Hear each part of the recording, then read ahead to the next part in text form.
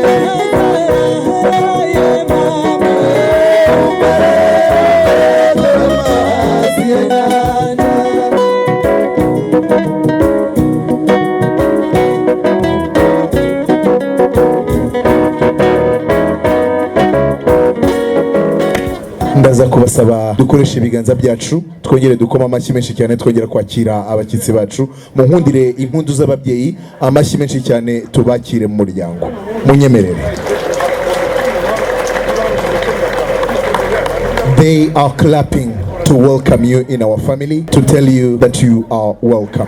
Nyakugira Imana mubyeyi mwiza, ngenda komeza nakire abakiri bato, nakire abo duhuje uruhanga, ariko nyakirire umuryango waje tugana, umuryango wa Riso ubanyakirire ukoresha uyu mwanya, ariko mbere yaho, mbere yuko ubanyakirira mubyeyi, warabidutoje uti tujye tubanza Imana, tuhere ku isengesho, nsabe padiri mukuru ankundire batambuke yigire bugufi. We are going to start with a prayer because we are very happy to receive you in our family. Ababishoboye turahaguruka dufatanye gushima Imana twese turi kumwe. Nyagasani Imana soko y'ibyiza byose, Dear Lord, tugushimiye ubuzima waduhaye. we thank you for the life, by'umwihariko tukaba tugushimiye uyu munsi muhire, especially this day. tugushimiye abageni bacu We baduhuje thank hano. you, everyone. Turagusaba ngukomeze duhe umugisha w'igisagirane. We request for you to continue blessing us. Tugutuye ibiganiro giye kugirira ahangaha. We are showing you this event, we are putting it in your hands. Tugutuye amafunguro, Anything we will take from here, tugutuye umuhango w'uyu munsi, this event especially, kugira ngo byose bitagatifuza ubihe you umugisha. bless it Kubwa Yesu Kristo umwami wacu. in the name of Jesus. Ku izina ry'Imana Data na Mwana Roho Mutagatifu. Urankundira n'ibiganza byacu twongere dukoma amashyi menshi cyane dushima kandi dushima n'Imana. Mwongere mwicare mu byicaro byanyu, please sit. Nyakugira Imana mubyeyi mwiza kandi ukwihorana, unkundire ukoresha uyu mwanya unyakirire umubyeyi waje atugana n'umuryango, cyane cyane waje uhagararira umuryango wa Riso, unkundire ubanyakirire, unkundire ukoresha uyu mwanya. Murakoze umuryango wa Riso na Gloria Di Marco, umuryango mugari wa Munyengabe Jean de Dieu ubakiranye ibyishimo byinshi. We welcome you. This is a warm welcome to our family. Murakaza neza muri Sanga, muri muryango mukunda, turabishimiye cyane. We are very happy to have you today. Ndagira ngo byongere bigaragazwe n'umuryango wanjye wa I would Munyengabe, like to ask my bigaragazwe family n'amashyi n'impundu to show it to you kugaragariza. again by clapping, welcoming you again once more. Umuryango rero wa Riso waje uhagarariwe n'umusaza Daniel, ni umuryango mugari, ntabwo nabaramutsa mwese, ariko ndagira ngo nsabe umusaza Daniel yigira imbere, I will ask Mr. Daniel musuhuze, to stand and come. kandi kumusuza kwanjye niko umuryango wa Munyengabe uramusuje kandi usuje umuryango wa Riso. Muraho. By the time I am greeting Mr. Daniel, I will be greeting your family. in Muraho general. neza, murakomeye. Amahoro. Wanyu rwose amasimbi murakomeye. Turaho amahoro Turishimwe cyane. To the other side. namwe muraho. In the Mwageze other hano country. amahoro. Twageze hano amahoro twazanye neza. Nyagasani Yezu yaduherekeje. We are Ahangane happy. Burasirazuba, Yego. hakaba mu murenge wa Remera, Yego. akarere n'akangogo. We came Natwe in duturutse Rwanda. mu burengerazuba bw'isi mu gihugu Also, cy'Ubutaliyani. we came Nuko from nuko. Italy. Ubu harakonje. Yego ni amahoro ariko Nubwo imvura rero baguha icyayi ikawa y'u Rwanda umwe Nabonye ususuye. icyayi, nabonye agakawa k'u Rwanda, Nuko nabonye icyayi cy'u Rwanda, natangiye kunywa ubuki bw'u Rwanda, niko twakira abashyitsi batugana asusurutse. cyane cyane abeza nkawe. Yego. Maze muvandimwe rero nta kwakiza amagambo utagira ngo iwacu niko twakira abantu.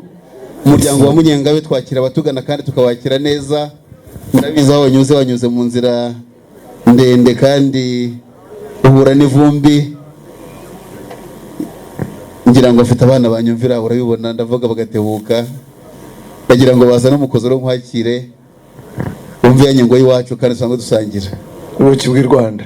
bw'u Rwanda, cyane cyane hano Iburasirazuba. Inzuki zaho zirajya guhomvwa kandi zikaduha ubuki bumeze neza bufutse.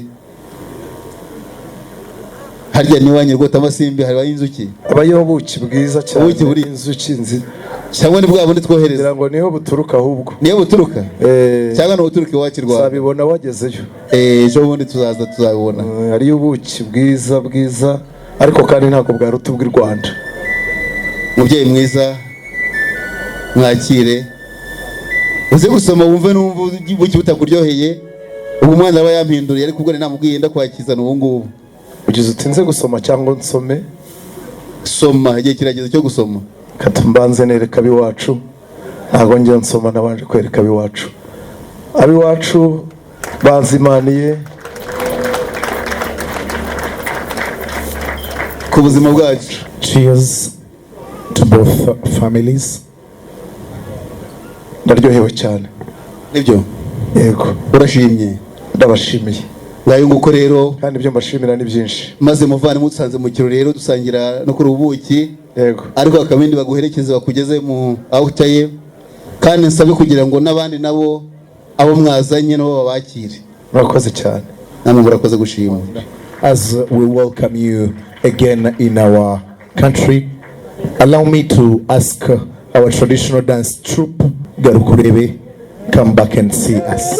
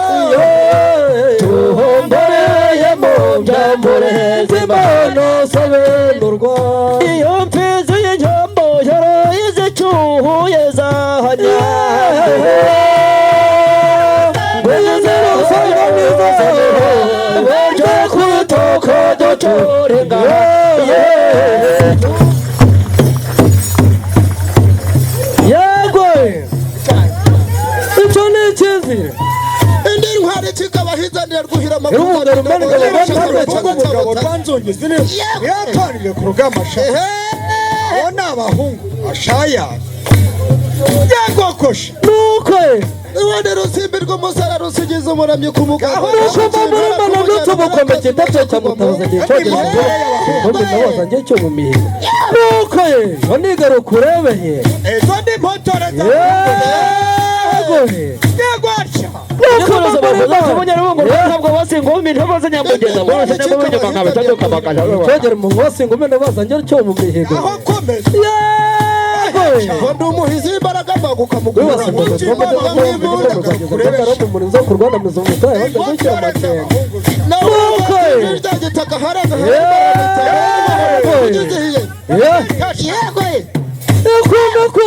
wikunde umubyimba wasangira ngendo yego iyo ni ingirakamaro mboneza amakozi utabangira mwiza dawe uri mwiza dawe dawe wararaye uri mwiza dawe dawe wararaye uri mwiza kananga gacuranga batware maze katarakabati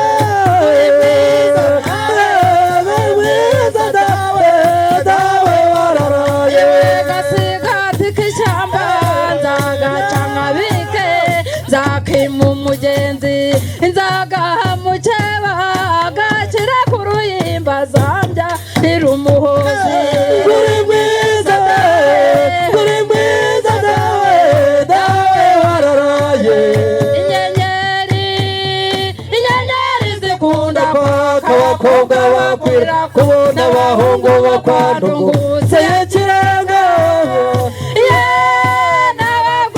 yambaye inka nyiramagahanda yinyaga kuri mute dari kwishavu na rugara ikinihiro kamboze zari mu biro nangire nteburege yabona ifa sikanyaruga hina kinyakuha kujya kuri karamba hiwawe wese ko bumbigaho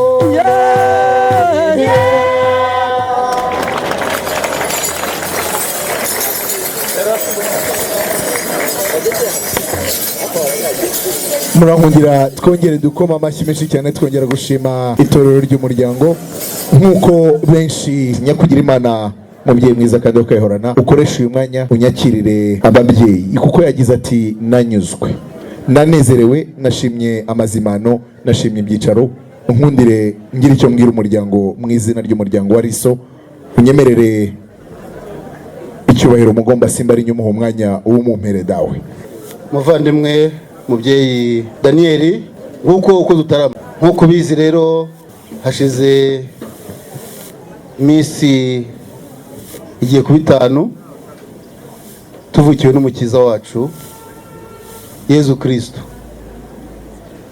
urugo rwa Munyengabe cyane tugakunda Imana niyo mpamvu rero ubona igitaramo cyakomeje twahereye Noheli iri turara mu gitaramo n'ubukira cyakomeje turacyari mu byishimo dukomeze rero dusangire twakwishimiye kandi ntagita kwishimira uryoherwe keep enjoying nubona kandi amasaha yose when you think murakoze it's your moment turacyataramye kandi we'll continue dancing igihe tugisangire cyose gusa cyo kora niba nyine baje gusanya ku gitaramo tugisangire ubwo nubona uhaza igitaramo cyangwa se akakwisubirira iyo waturutse urasezeraho kandi batari byo kandi nabyo uraza kumbwira uti nyange nifuza gutaramana namwe murakoze. As we welcome you to our family, we invited you, so feel welcomed. This is a warm welcome, but if you have something to say, Mr. Daniel will do it in the name of Resource Family. Akoze musaza Jean-Marie Vianney. Thank you. Akoze namwe muryango mwese. Nakoze kuduha ikaze mu muryango. Thank you for welcoming us in your family. Nakoze kutwakira mukadutaramira. For serving us, we are sharing everything. Katugaburira. twishimye cyane. We are very happy. Mu izina ry'umuryango wa Luigi Francisco Reso, Mu izina, in the name of Resource family, mu izina bwite, and in my name, myself, ndabashimira cyane. I thank you so much in the name of Resource family. Ndagira ngo nsabe nk'umuryango wa Liso I would like to ask Resource family, bose bahaguruke kugira ngo dufatanyirize the hamwe kubashimira. entire Resource family, if they can stand. The entire Resource family, if you can stand now.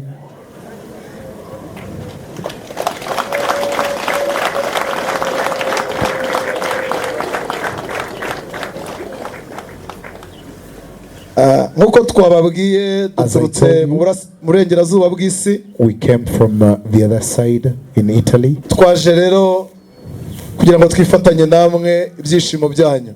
We are here because you invited us in your family. Turashaka kugira ngo dufatanye ibyishimo byanyu nk'uko babanyabwenge I would like to share everything, even this moment. This is happy moment. bumvise ibyiza byabaye Bethlehem igihe Yesu yabivukaga, We heard what happened in Bethlehem when Jesus was born. bayobowe n'inyenyeri baza gufatanya ibyishimo n'ab'i Yerusalemu. They were guided by a star and they came to celebrate with them. Basomye iryo jambo, If you read the Bible, abo banyabwenge ntago baje gusa, they didn't come empty-handed. baje bafite amaturo atandukanye. They came with a lot to share with them. Ndagira ngo uwo twazanye amfashe kugira ngo I would like to agezeho call amaturo. one of my daughters, one of Resource daughters. Resource family, you can have your seat. You can sit. Musaza Jamari, Mr. Jamari, nazanye n'abasore hariya bikoreye amaturo, uyu ni umuhereza. I came with boys and girls to Ndagira help me. ngo agufashe This is one of them. aguhereze aya maturo. Murakoze cyane. Aya ni amaturo aturutse mu burengerazuba bw'isi, kandi This is nakubwiye coming ko from Italy, twishimiye igitaramo cyanyu and nyakubahwa. it's a Ndagira contribution. ngo nimuza kubona akanya turaza kuba twaganira natwe tubabwire amakuru y'iwacu. If you find time for us, we can also tell you what is happening in Abashimiye. Italy. We thank you so much. twishimiye ituro ryanyu. He's thanking you for the contribution. Thank you so much, Resource family. Nyakugira Imana mubyeyi mwiza, unkundire nk'uko wabidutoje, umuryango uhere ku babyeyi, uhere ku bashyitsi, umumpera umwanya yagize ati tukubwire n'amakuru yamvahe na njyahe no mu Butaliyani, unkundire umuhe uyu mwanya awukoreshe atubwire amakuru yo mu Butaliyani ndetse n'impamvu baje batugana. Ndagira ngo nongere ngushimire Bwana Daniel waje uhagarariye umuryango wa Liso. Tugushimiye nk'uko usanzwe uzanye inkunga yo kudushyigikira mu gitaramo. Nk'uko rero ubisabye uti nanjye iyo naturutse mfite ubutumwa. As I told you, from where I come in Italy, I have something to tell you. Ndagira ngo ubwo uri umushyitsi mwiza kandi usobanutse, sabe I would like to ask abo twari kumwe my family, igitaramo tugisubike gato, we hold on, we stop what we've been doing tuguhe umwanya utubwire ubutumwa. so that Resource family can have. Ndagira ngo rero kandi ndizera ko nabwo bujyanye no gutarama. And I think you're not going far from the event we were celebrating. Ndagira ngo uyu muryango rwose mu izina ryanjye bwite In my name, nabo turi kumwe myself, and my twemerere family. tugutege yombi utubwire ubutumwa udufitiye. Murakoze. If you can use this moment and in the Resource family, you say what you have in your mind. I request if we can have silence, if it's possible to have silence in the name of Resource Family. nyakubahwa Jean de Dieu Sir, Jean-Marie Jean de Dieu. Vianney, ndagira ngo mbere yo kugira icyo mvuga, before I say anything in the name of Resource Family, nakubwiye ko mvuga mu izina ry'umuryango wa Liso. I'll repeat again, it's in the name of Resource Family. Ndashaka kukwereka bamwe mu muryango I would like bari to show imbere you hano, some of the family members, ariko muri rusange uyu wose n'umuryango wa but in Liso. general, those who are standing is Resource Family.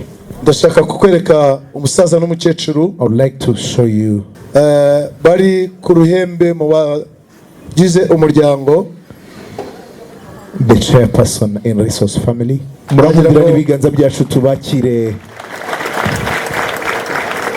ndagira ngo mutuje mwumve ko tubakunda, mbasabe babaramutse namwe. Muraho. Muraho.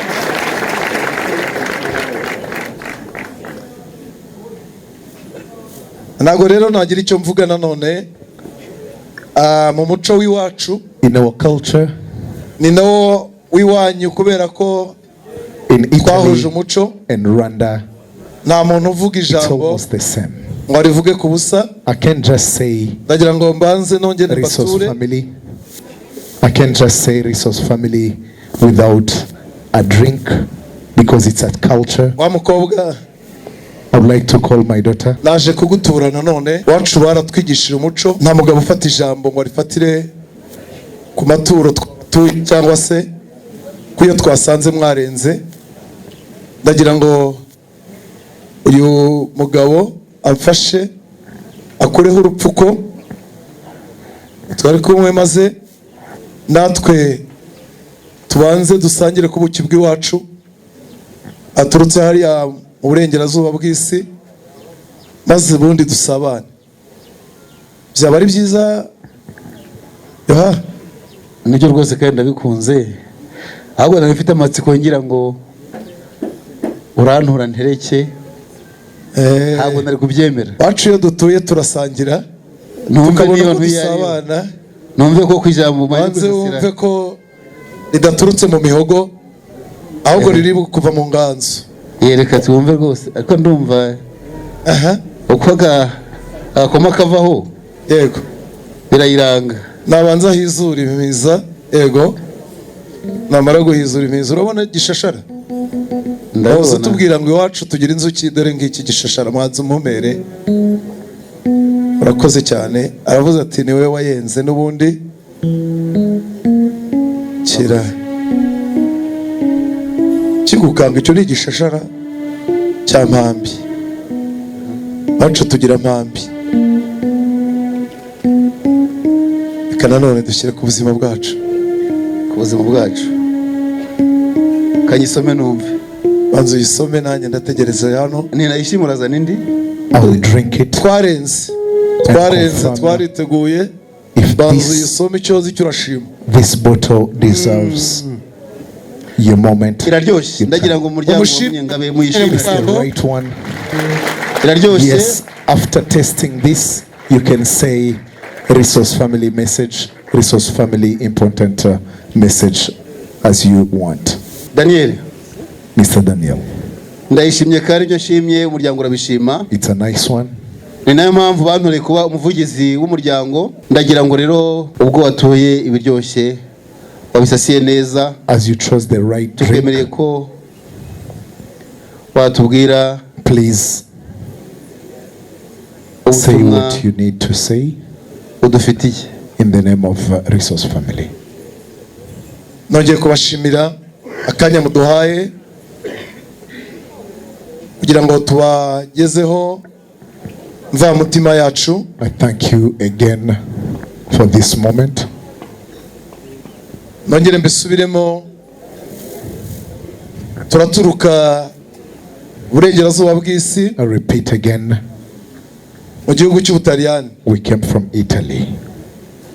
Umuryango wa Luigi Francisco Lusso Ruchi Francesco Risso's family. Twajyaga tuvugana rero kuri bya byuma byumvikanisha amajwi gusa We ariko abantu used to ntibabone. talk using phones and computers. Uyu munsi Imana yadushoboje kugira ngo tuze tuganire turebana. God gave us a chance to be here. Maze tubagezeho n'ubutumwa bw'umuryango. Because we also want to tell you in summary what we want from your family. Muryango wacu wa Russo uko twababwiye. Risso's family. Twarabakunze kandi dukunda. We chose you. Muryango wa Jean Dodier. And Jean Dodier's family. Icyo nicyo cyatumye dutera intambwe kugira ngo tuze kubagezaho icyifuzo cy'umuryango. That's why we came to tell you our wish, what we need. Mu muryango wacu rero, in our family, twarabyaye. We have children, abahungu n'abakobwa, girls and boys. Abakobwa turashingira. Girls, some of them are married already. Abahungu nabo bamwe barashatse. And boys got wives and they have wives. Ariko turacyakomeje nanone gukomeza gushingira abahungu bacu n'abakobwa bacu. We have a lot of them, a lot of children, and we continue. N'uyu munsi ni nacyo cyifuzo dufite. Even today, yuko mu muryango wacu, that our main reason, dufitemo umuhungu, we have a son umaze kugera igihe cyo gusoreka ndetse ageze igihe cyo gushaka uwo bazabana. And his age can allow him to have a wife. Uwo musore yitwa, the name of Franco Emilio Risso. Franco Emilio Risso. Umusore rero yatugejeho icyifuzo cy'uko yakunze umukobwa. He told us once that he know a girl. Ndetse tuza kumenya ko ari umukobwa mu muryango wanyu. And when we realize that it's one of your daughters, atugezaho icyifuzo yuko twaza kumusabira uwo mukobwa. He requested if we can come to your family to request for her hand. Ndetse adusaba nuko twabikora nkuko umuco w'igihugu cyanyu. He also insisted if we can do it in the Rwandan culture. Ubisaba. As the Rwandan culture. Twaje rero muri urwo rwego. We came in that with that reason.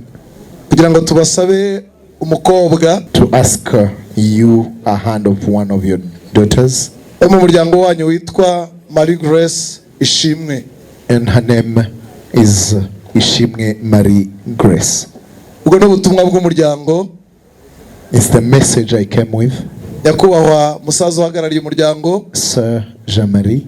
Nimudukundira nkuko icyifuzo cy'umuryango kiri. If you allow us.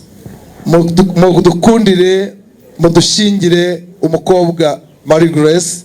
Please allow us to have her hand. Maze muzabe duhuje umuryango nkuko twabyifuje. And our families will be connected forever. Natwe tugira umukazana. You have a son-in-law and we'll have a daughter-in-law. Twungura umuryango kandi twagura amaboko. We will be expanding families. Twanje tubashimira muhorana amahoro y'Imana. We thank you so much. May God bless you. Thank you so much.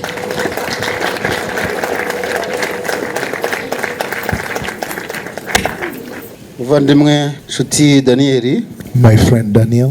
Ndagushimye ufite ubutumwa bwiza. Gusa narinzi ko uje mu gitaramo. Ntabwo narinzi ko urongera ahubwo ubutumwa bwiza nk'ubwo ngubwo. I invited you without knowing you come with a heavy message. Gusa ubutumwa bwerekeza ku rukundo. But that message because it's talking about love. Cyane ko n'Imana ubwayo ari urukundo. Especially because even natwe nta cyatuma is love. Tutabwakira kandi tutabukunda. we are receiving and we are listening. Gusa ariko ndagira ngo mfashe, but please help me. Amagambo twavugira hano cyangwa se ibyo twakora, anything we do or kabitagira inkurikizi. Umukobwa wanjye vuga Grace, our daughter Grace, aracyari muto. she's still young. Ukurikije imyaka ya Franco niya Grace, waba wakurikiranye neza ko, did you really check if Franco's age and Grace's age can match? Imyaka yabo yabemerera gusezerana? Can they be allowed to be a husband and wife? Nyakubahwa Sir, Saza Jamari, Jean-Marie, icyo ngicyo nicyo twabanje kwibandaho cyane. that's what we checked before we come here. Nakubwiye ko umusore wacu Franco, I told you that our son Franco n'umukobwa wanyu Grace and Grace, bamenyanye kera ariko bakomeza urukundo rwabo, they met a long way along, ariko baravuga ngo urwo rukundo ruzakomezwa n'umuco w'ababyeyi.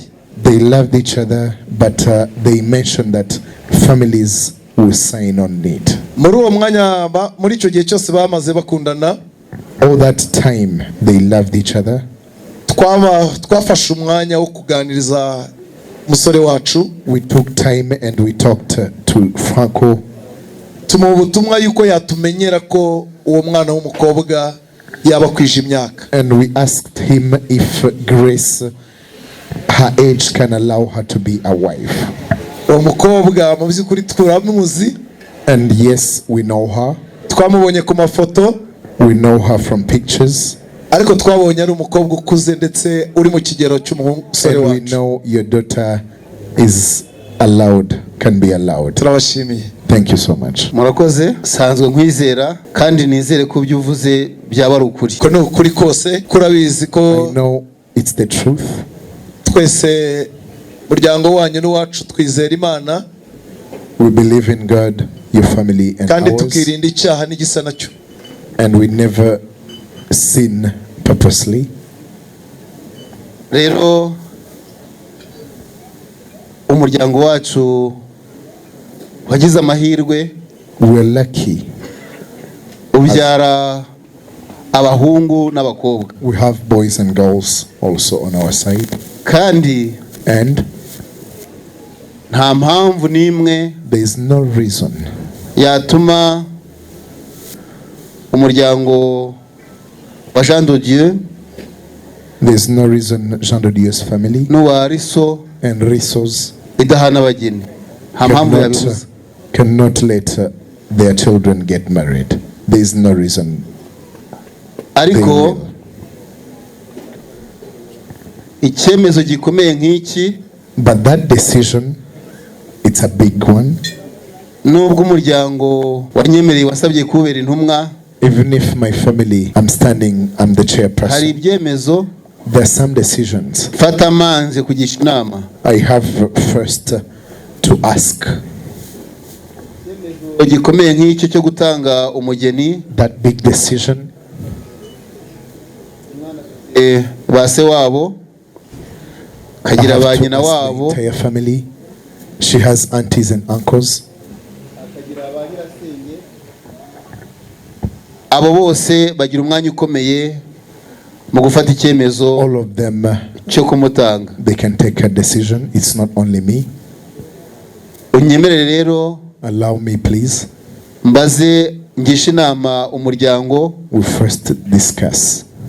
nunyemerera ndaguha uburenganzira usabe ku mugaragaro. If the family allow, I will let you say again what and the reason why you're here. Ntabwo mpera kure rero, ndahera ku muvandimwe wanjye I will start to my right. Corneille. Bumvishe amagambo uriya musaza avuze, You heard what he said. ndagira ngo nwemere cyangwa se wakane ko yadusaba umugeni ahereye mu gitaramo adusanzemo. Allow Resource family to continue going on to tell us the reason why they are here or not. Kurikije ibisobanuro yatanze mbona nta mpamvu yatuma I heard what he said and I think they can continue. They are allowed to continue and request for her hand.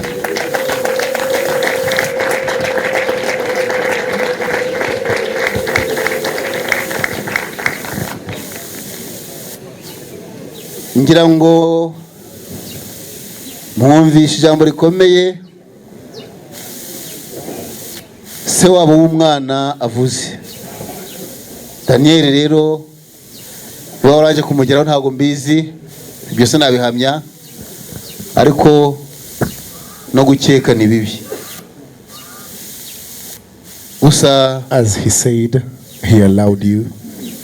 Niba mwaricaranye, if you sat together, wariteganyirije. If you know him, you're very smart.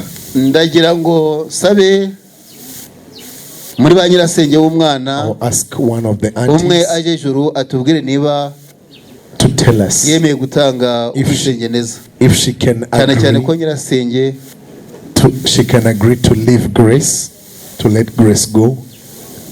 No mubyeyi ukomeye mu itangwa ry'umugeni. She's very important in our family. Murakoze cyane. Thank you so much. Umwana wacu twaramureze bihagije, tuzi ko yitonda. We know Grace.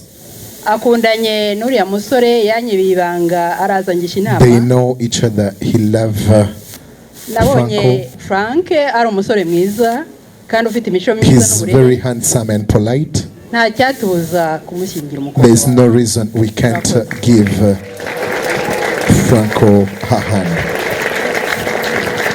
Kanongere mpaguruke rero go. Let me now stand. Maze guhabwa uburenganzira, as I have the permission from the family, bwo kwemerera Daniel gusaba umugeni. To say yes to you, Mr. Daniel, so that you can request for her hand.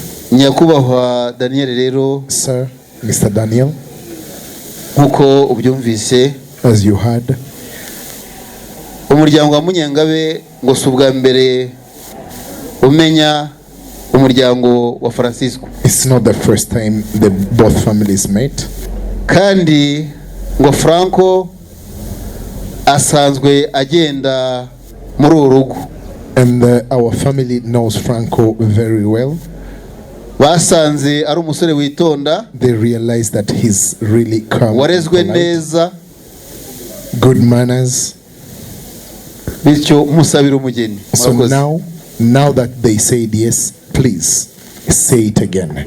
I need to hear it again. Yakubahwa musaza Izeyimana, dear Jean-Marie, mu gihugu cyacu cya Italy, from Italy, ni igihugu kigira umuco. We have a culture. Kandi ni igihugu cyubaha imico y'ibindi bihugu. And we respect other countries' cultures. Tukimara gutegura kuza kubasaba umugeni, when we're getting ready preparing our trip to Rwanda, twinjiye mu bitabo turasoma. We read about Rwanda. Twamenye umuco w'u Rwanda. We had and we know about the Rwandan culture. Twaje rero kubasaba ariko twicariye umuco. We came but we are following the culture. Inayo mpamvu tuza kubasaba umugeni nkuko umuco w'igihugu cyanyu. That is why we ask Grace to be our daughter-in-law. Abantu waje nanone abaragire tujye gusaba umugeni. One of our daughters to come. Rwota amasimbi mukamenya umuco w'iwacu Rwanda. In Italy, you know the Rwandan culture. Umuco w'iwacu cyaca bugufi tugutuza. Uza gusaba umugeni akire rwose, cyo ni kibindi. Ubuki bwiza twakangaje ukwiriye gusaba umugeni nka Grace. Ready to ask Grace to be our daughter-in-law. Iyo kandi siyo yonyine. It's not only that one. Uze kuza kubaza you can ask your sons and daughters. Uraza gusanga you find out that twohereje n'izindi. We sent some other drinks. Uraza kubaza abaziritsi biwanyu as your culture asks. Uko twahageze iyi ngiyi niyo tuje kugira ngo tubagaragariza ariko twazanye izindi. Wihogora. Nabonye umurongo w'abikorezi. nyakubahwa. Yes, I confirm. Tukira aha ku rubuga tuganira, wankundira katwemerera umugeni, please say yes. Kwa kwimuka tukimura n'umuco, give us tugakora n'ibindi bijyanye n'umuco, to be our daughter-in-law, kuko twarabyize byose turabimenya, because we learned about your culture. Tubaye twicaye kugira ngo dutegereze. Let's go and sit so that igisubizo cyanyu cyiza. Wait your positive. Dukurikije wa muntu wanditse ibaruwa asaba, as the other person wrote a letter, maze hasi yandikaho ijambo ryiza. At the end he wrote, mu gihe dutegereje igisubizo cyanyu cyiza, meanwhile that I'm still waiting your positive answer, I thank you so much. Nyakubahwa Daniel, Mr. Daniel, usanzwe ugenda muri uyu muryango. Ubukwe bwo gushyingira warawutashye. Ubukwe bwo gushyingirwa baduha abageni twari kumwe. We invited you recently. Ubwo umbwiye ko ntacyo uhindura ku muco, now that you mentioned you're not changing our culture, uti iyo naturutse ntabwo naje guhindura umuco w'u Rwanda. We came from Italy, we have a culture but we respect yours. Ndagira ngo ugendere kuri wa muco utuziho. Twakwemereye kusaba, kandi umukobwa wacu uzi amazina ye, as the culture says, hari the Rwandan culture, nayo utari wakamenye. there's some names of grace you don't know. Ababyeyi bamutereye amazina wahoze uvuga, there's what the culture asks, ariko nyirasenge akimushyira mu biganza, because her aunt aramwitegereza, when she was born, yitegereza isura ye, aramureba neza, mutera ubwuzu, ati nzamukosha. Ubwo riba izina rindi nawe ashyizeho. None ubwo yamwise nzamukosha, ntabwo navuga ngo ndamuguhaye mujyane, reka uwo mubyeyi nawe tumwubahe. Usanzwe uzi uko badukwera, ndagira ngo udukwere. We would like to ask you if you can use this moment and give us dowries, as the culture says, ibindi bizabone gukurikiraho. Murakoze. And the rest will follow.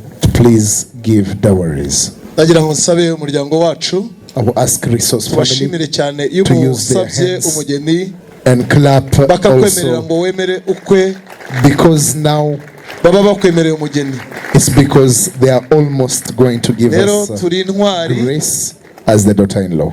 Ntago turi butebwe muri iyo nzira isigaye yo gukosha, because the rest we're going to do it.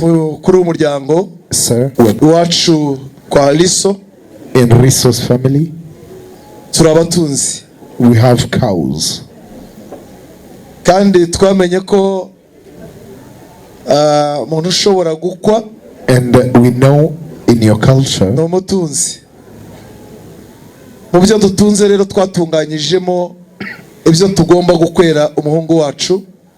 Reka sabe babandi twagendanye kugira ngo baze tubereka yuko twacengeye umuco nyarwanda. Let us show you that we are in the culture, deeply in the culture. Let us show you that this moment we can follow the Rwandan culture as the culture says. Gira hino umwoshe ngukwere. Ubwa mbere twamenye neza ko umuco nyarwanda mukobwa akobwa inka. Wacu rero nakubwiye ko turi abatunzi, ndetse buriya aho mu burengerazuba bw'isi n'ujya mu mateka zasanga ariyo zituruka. If you go kandi zirasa n'iziwanyu in history, izo nka rero, our cows in resource family, nago zirya ibiribwa nk'iby'abantu barya. They don't eat bread, they don't eat, zirisha ubwatsi, they eat grass. Twamenye ko rero inaha bamuzingira ubwatsi. We heard that also your cows eat grass. Twazanye isuka yitwa isando. We have this material, uko umuco wanyu uri, as your culture says, to help your cows get a lot of grass. Twazanye n'indi kandi yitwa ntabwo ari njye wayise, It's not only one. nabisanze tubisangire cyose cyogera inka. It's not only one. Both of them, we use them for that reason. cyozi cyogera inka. Iyo cyozi kamanze ndebe. Let me check njye kuyereka umuryango and show my family. Muryango wanjye muryango wa Munyengabe. Dear family, ndagira ngo mushime. Please thank Resource family. Musaza Daniel intumwa y'umuryango wa Riso aduhaye isuka. He gave us ikimenyetso gikomeye. This as a sign. Ngo isuka izahinga ubwatsi. That will give our cows a lot of grass. Azadukwera izarya. Ndagira ngo mumushimire. Because the dowries will be cows from Resource. Daniel Karabe bayishimye. akoze. Rero tufite amakuru yose yuko nka inaha zahirira ubwatsi.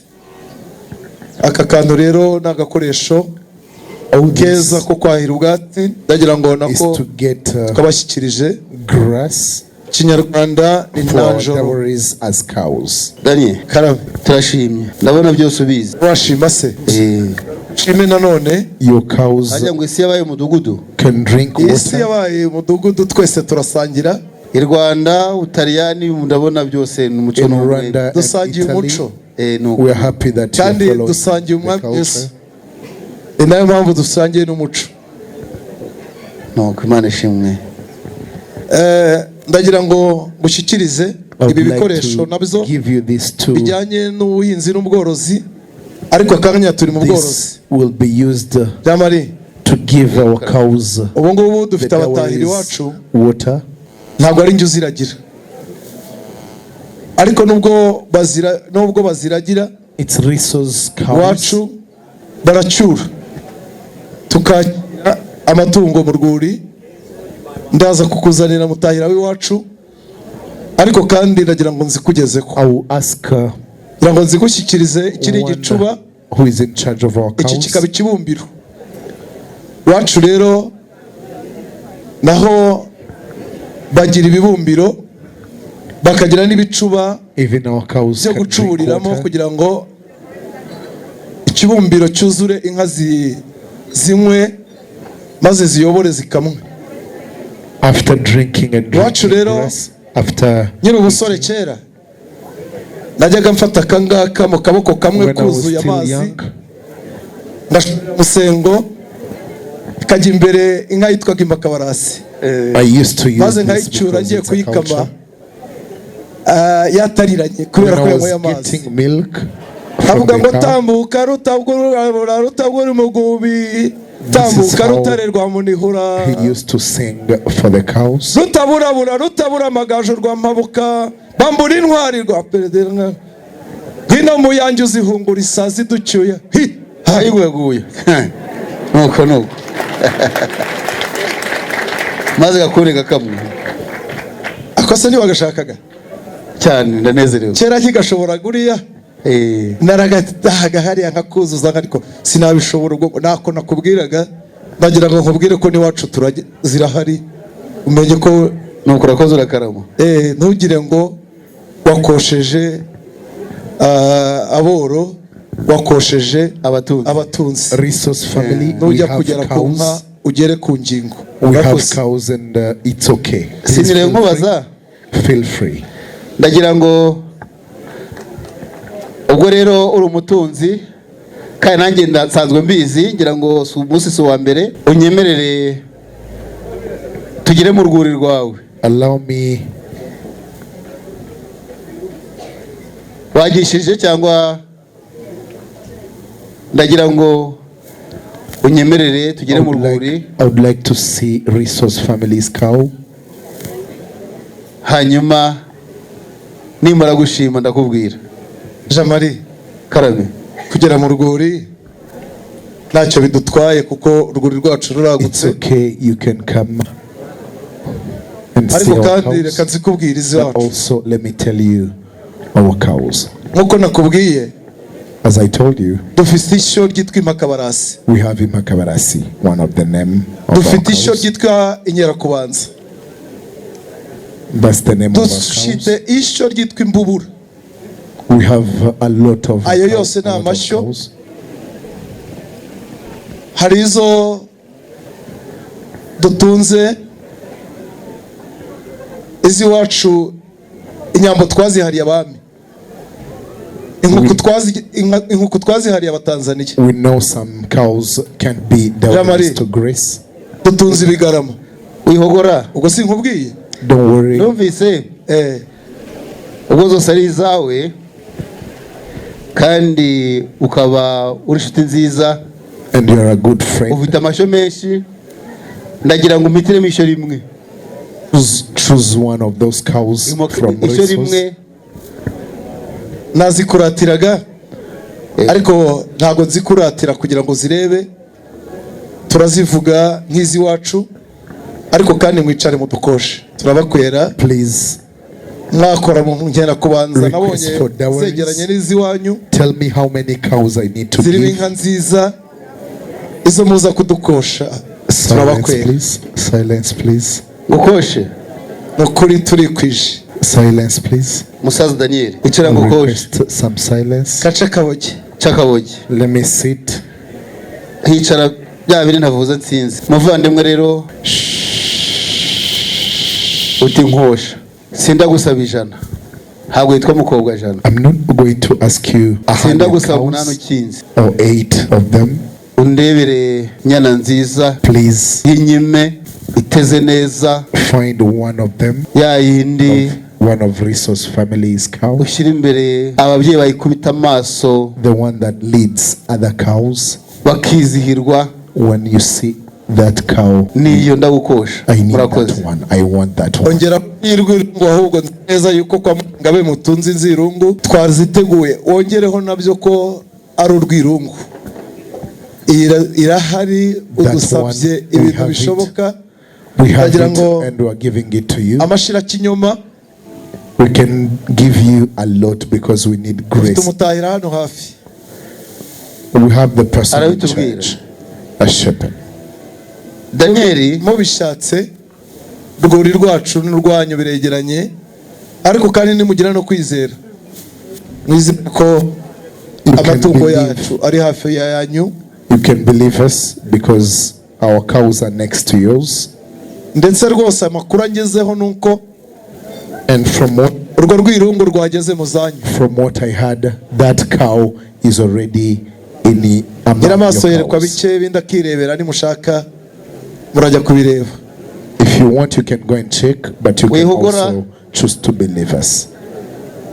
Ndabona hano ubutumwa. I can see an SMS, a message on my phone. Kuri bya byuma abo mwicaranye batuzaniye,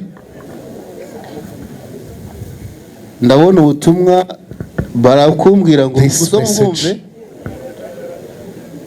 Wihogora inka y'urwirungu, mentioning that ageze we received already, we got the cow.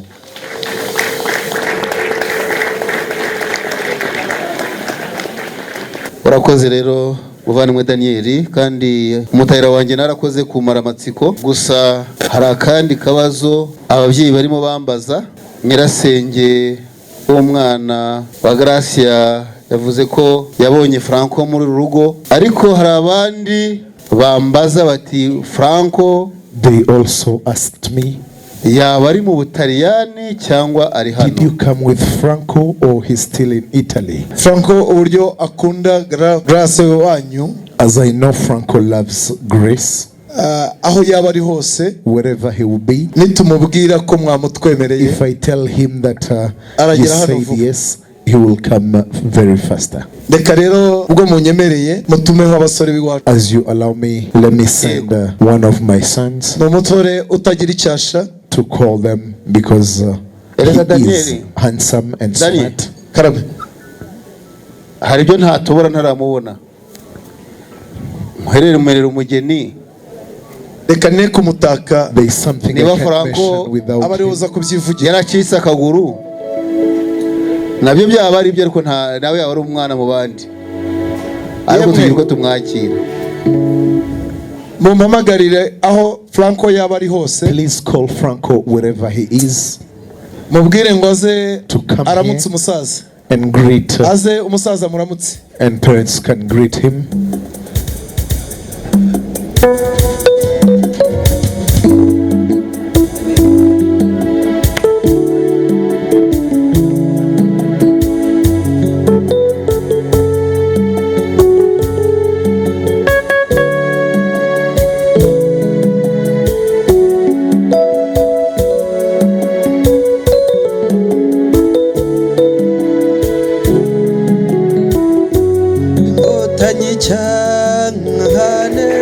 Muryango mugari, reka mbasabe dukoreshe ibiganza byacu dukoma amashyi menshi cyane twakire Franco. As we welcome you Franco. Muvandimwe rero waje uvugira arasobanutse. When you came asking for grace, now that after seeing Franco, akwiye kutubera umukwe. He deserves to be our son-in-law. Turamwishimiye cyane. We are very happy to see him. Urakaza neza mu muryango wacu. Welcome dear Franco in our family. Ndagira ngo rero Daniel, please allow me nanjye ngumara amatsiko to tell you this right now. Mbwire barumuna banjye ndetse n'abahungu banjye, I tell my family, banzanire Grace kandi azane n'abakuru we n'abarumuna be. Let me request so that Grace also can come right now. Abakozi cyane ni bagushimire. Kugerayo bazaguhamata baguhemegera usomeza icyuzi n'umutobe uzakumara inyota kandi ndemugurizi mpuzabana. Urihe mwanurira urihe ngo nguhoze nifuza n'igiti cy'umuvumo uri imbere n'inkomoro niho bibana. Dore isekuru n'umuvure bakakamaro k'umuvumo uramujyanirya bega kabitsina usangeyo rujegera n'isogokuru abwire tera bazinikize bazinka y'abagunga nimukamirwe. Tugerayo bazaguha amata baguha impengero usomeze icyuzo n'umutobe uzakumara inyota kandi n'impumure zihuzabana. Urihe izize wowe kwezi gukina mu bicu wahabonwe n'abakamisha mama wini wanyu baragushangarire. Ari inyanyi zirusha kwera ari inyamibwa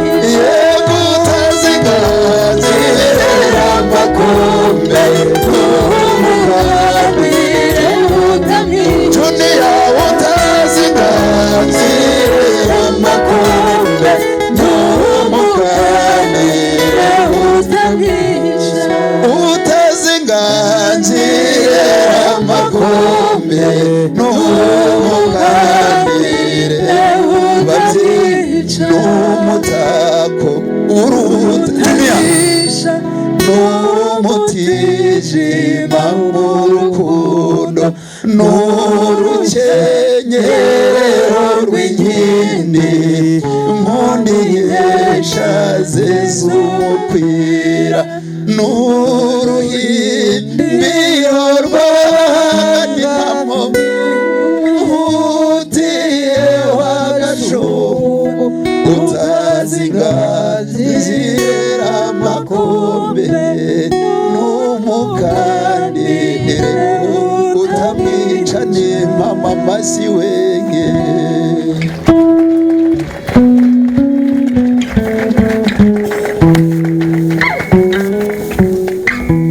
Nyakugira Imana mubyeyi mwiza kandi ukayihorana. As I went to see if Grace is ready, nasanze ari mu mirimo yo mu rugo. She was busy and I told her to stop. Namusabye gucutsa kugira ngo atambuke yigire hino. Namubwiye ko umuryango mushaka.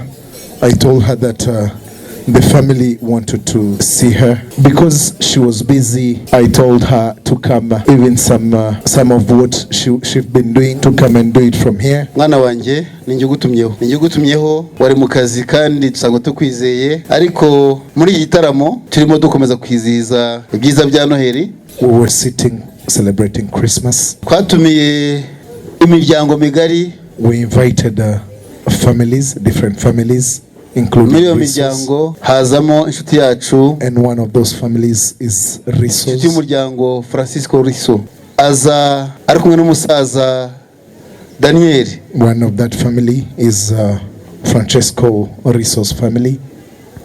Baratuganirira. They told us the reason. Baradutwerera. They contributed in our celebration. Ariko baza kutubwira ko, but they told us later on, bifuza gusaba umugeni, but they want umuryango wacu to ask one of our daughters. Nababwiye amazina y'abakobwa benshi dufite. I told her so many names of our daughters. Baritegereza. They checked. Bareba impande zose. To the right and left.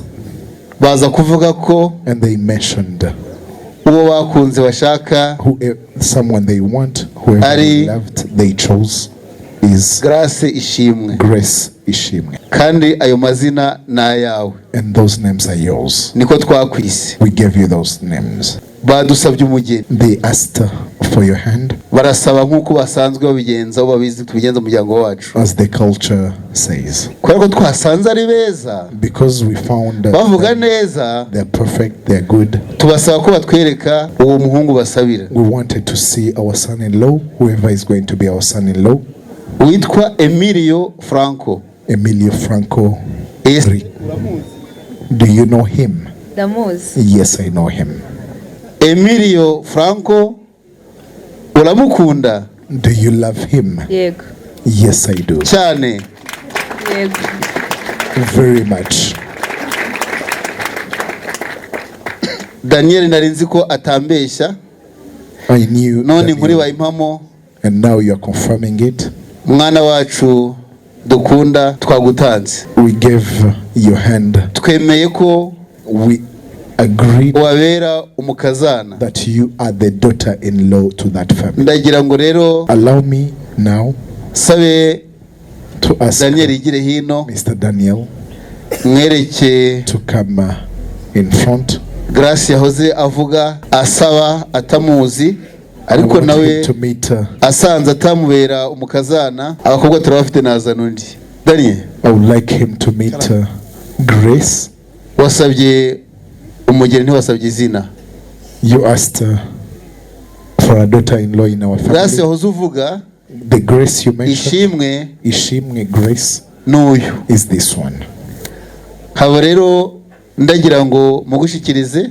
Allow me to give you her hand in the name of nawe uze kumushikiriza uwamukunze. And when you allow, gusa cyokora nkimara kumenya ko uzasaba umugeni mu muryango wacu, when I heard that you're coming, nasabye umuhungu wanjye ari we musaza we, her brother, musaba kuba bugufi kugira ngo to be next to her, akomere ku bikingi to show how much he used and always protected Grace. umhemukira agatuma nawe nguhemukira.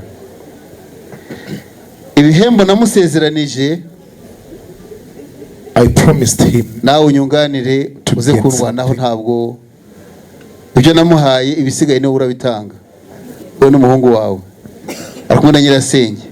Reka mbanze gushimire rero umugeni twakwemereye, let me thank you. ndamugushikirije. Se ndinjirira he? Ese wagusaba gato ibi bikingi ko atari njye wabyugariye, hanyuma nkamuramutsa gato ngahamagara iwacu barimo ushobora kumfasha kugurura. Ugurure gato? Muramutse gato, wongere ugarire. Mukazana mwiza. As his greatest asigaye nahawe bayi muvandimwe. Allow me to go. Yanezerewe ntashobora no kongera kundeba. He can't even see now that he saw. Reka buriya njyewe ayanjye icyakora cyo mu bihanga amaso muze kureba ko tutaruhiye ubusa. Muraza kumbwira ni munshima cyangwa se ni mungaya cyangwa mumbwire ibana riri impamba mu nzira. Reka mbe nkuyemo akanjye karenge nabonye urwarwo. Franco yagize ati banze nshime abavandimwe be, mbanze ngushime muvandimwe, ngushime ko wahabaye. I thank you so much. Nawe mbashimire n'ibiganza byacu amashyi menshi cyane aturutse ku miryango yombi. Allow me to give you a warm hug to tell you how much I'm very happy to see you. Emilio said to ask Grace to turn and look at him. Please turn and look at him as he wants. He said in front of both families, please get this bouquet, these flowers, as a sign of love, nk'ikimenyetso cy'urukundo rwinshi agukunda, akubwire ngo aragukunda kandi bizahoraho. Twebwe n'ibiganza byacu muranyemera dukoma amashyi menshi cyane aturutse ku miryango yombi.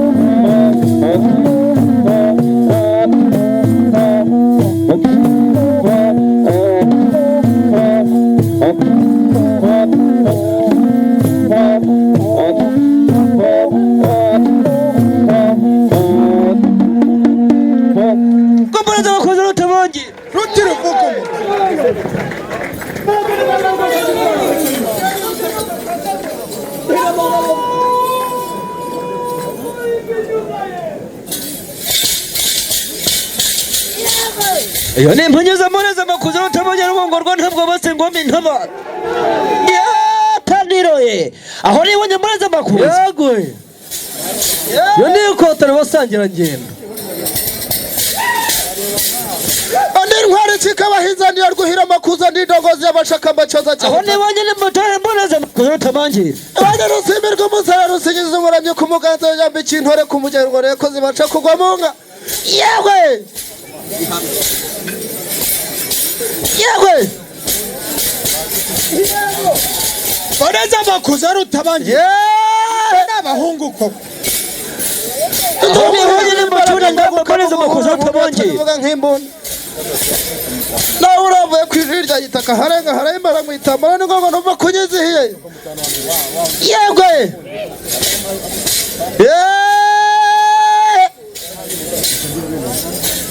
naho mureza amakuru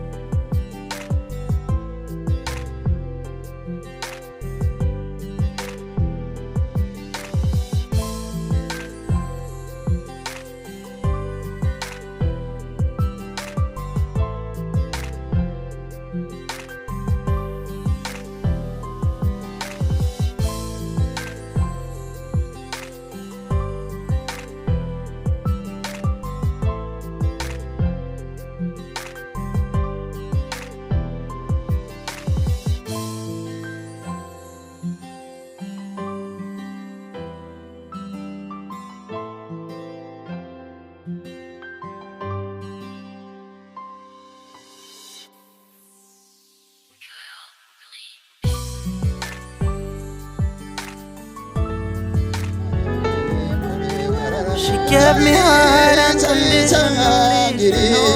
Isamba yaragera ubundi bundi y'urwuri more more more wararaye more more more more wararaye muzanganiza yose arahaye zigeshuta musinda rw'ejo naze kubetebeze henzo more more more wararaye more more more more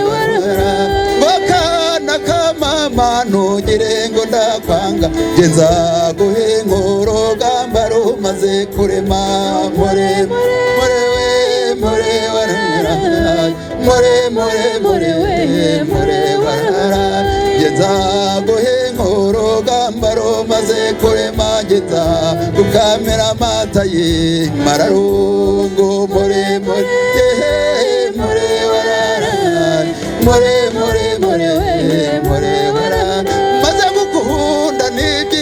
gukunda n'ibyiza na nyiragicaye yakunze bucyana more more more wararaye more more more more wararaye dore imfizi yanjye rwivugira mu gituzi gituma nyikunda yananiye abagambanye more more we more wararaye more more more we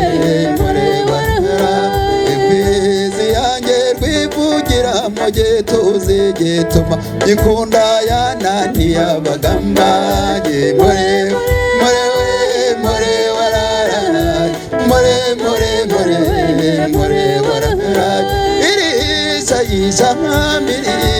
yisamba yaraye rubundi bundi y'urwuri more more more warara more more more more